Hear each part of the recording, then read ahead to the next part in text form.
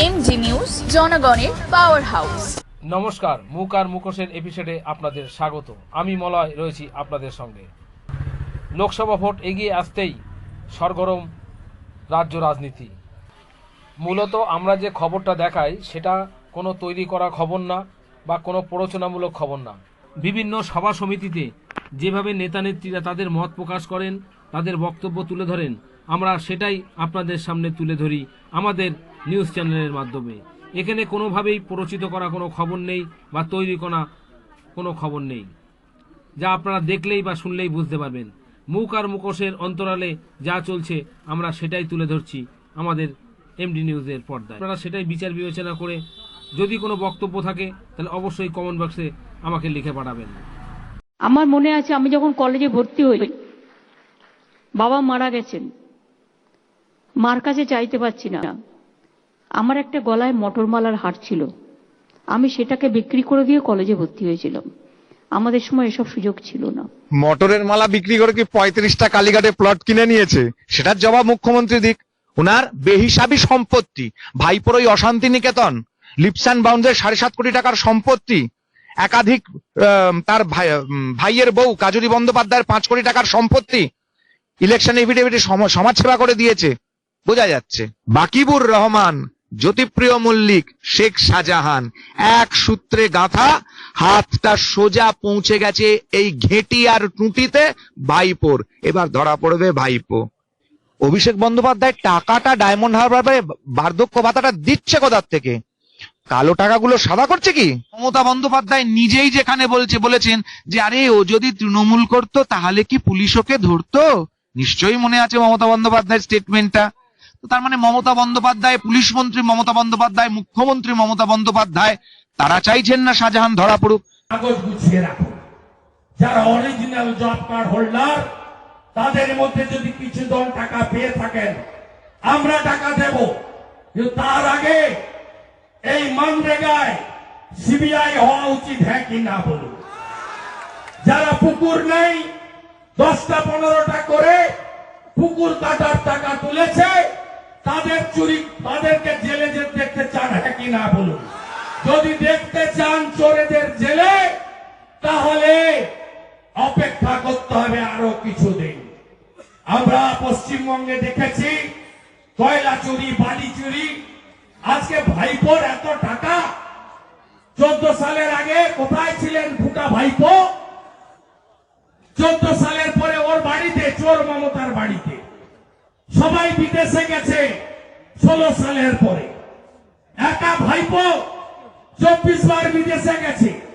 এই 23 সালে গরিব লোক যখন গরমে কষ্ট পায় মে মাসে, তখন উনারা লন্ডনে চলে যান, ইয়ার এন্ডে চলে যান। এবারে শারজা চলে গেছে, কাতারে।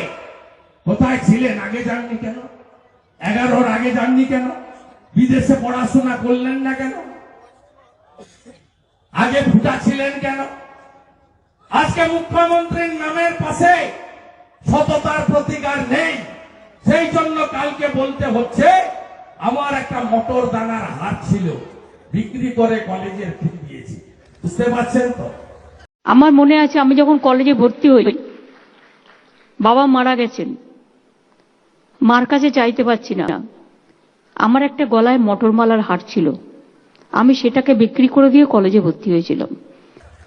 বুঝতে পারছেন তো আকাশ রানীর অবস্থা কি? আকাশ রানী হেলিকপ্টার ছাড়া চলে না।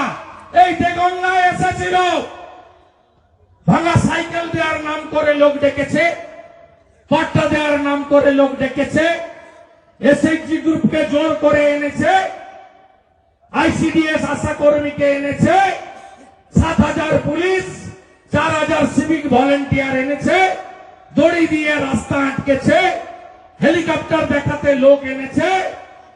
আর বাবা ধাম এসব ধব্বাজি লোক জানে। বাংলা শান্তির জায়গা, বাংলা কোনো ভেদাভেদ করে না, বাংলা মুসলমানদের মক্কা মদিনা, বাংলা হিন্দুদের দক্ষিণেশ্বর বেলুড় মঠ, বাংলা তপশিলীদের মতুয়া ঠাকুর, পঞ্চানন বর্মা সহ সবকিছু, আম্বেদকর সহ বাংলা আদিবাসীদের জাহের থান, বাংলা আদিবাসীদের মাঝের থান, বাংলা আদিবাসীদের ভাদু উৎসব এবং তাদের নানা রকম উৎসবের মধ্যে দিয়ে গঠিত।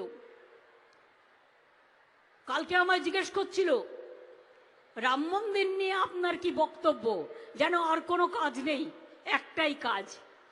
আমি বললাম ধর্ম যার যার নিজের, উৎসব কিন্তু সবার। আমি সেই উৎসবে বিশ্বাস করি যে উৎসব সবাইকে নিয়ে চলে, সবাইকে নিয়ে কথা বলে, একতার কথা বলে।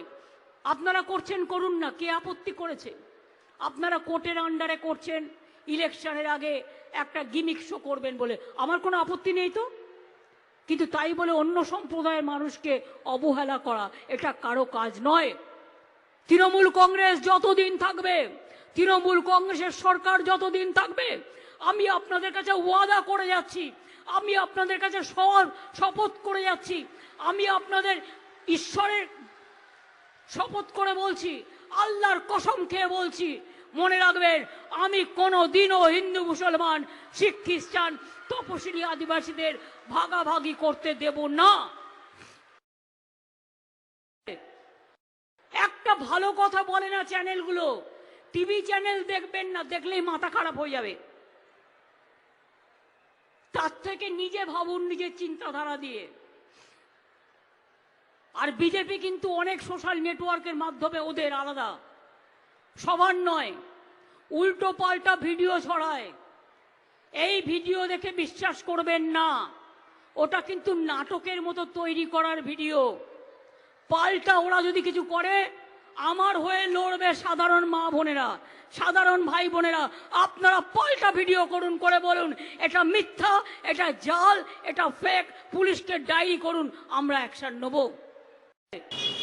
একদল চোর একটা অ্যাপ্লিকেশন হয়তো কোনোদিন করে বসবে সুপ্রিম কোর্টে, বিরাট বিরাট উকিলদের দাঁড় করিয়ে, যে আমরা চৌর্যবৃত্তি করে বাঁচি, আমাদের বিষয় সম্পত্তি সব চুরিচামারি করেই তৈরি করা। যদি এটা বন্ধ হয়ে যায় তাহলে আমাদের জীবন এবং জীবিকার অসুবিধে হবে। সুতরাং সেটা আর্টিকেল 21-কে ভায়োলেট করবে। সুতরাং আমাদের অবাধে চুরি করার অধিকার দেয়া হোক।